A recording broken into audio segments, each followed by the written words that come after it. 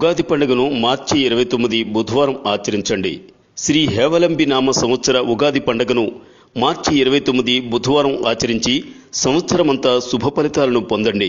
28 మార్చి మంగళవారం అమావాస్య ఉదయం 8:30 వరకు ఉన్నందున అమావాస్యతో కూడిన చైత్ర శుద్ధ పాడ్యమి సంధి ఘడియలతో కూడుకున్న మంగళవారం ఉగాది పండుగను ఆచరించడం వలన ఆ సంవత్సరం అంతా చెడు ఫలితాలను అనుభవించాల్సి వస్తుంది. 29 బుధవారం బ్రాహ్మీ ముహూర్తంలో సూర్యోదయ సమయానికి చైత్ర శుద్ధ పాడ్యమి ఘడియలు ఉండడం వలన ఉగాది పర్వదినాన్ని ఆచరించాలి.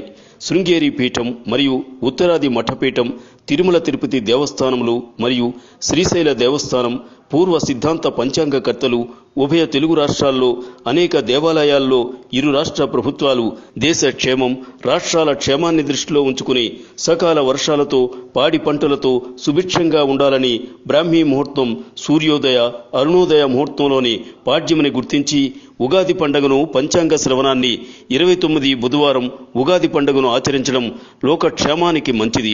గతంలో 2007 మార్చి 19న శ్రీ సర్వజిత్ నామ సంవత్సర ఉగాదిని సోమవారం ఆచరించిన వారు శుభ ఫలితాలను పొందారు. మంగళవారం ఆచరించిన వారు చెడు ఫలితాలను చవిచూశారు. మంగళవారం ఉగాది పండుగను అనేక మంది చేసుకోలేదు. ఈ సంవత్సరం అదే విధంగా మంగళవారం కాక బుధవారం ఉగాది పండుగను చేసుకోవడం సకల జనులకు క్షేమం. Like and subscribe Eagle Telangana.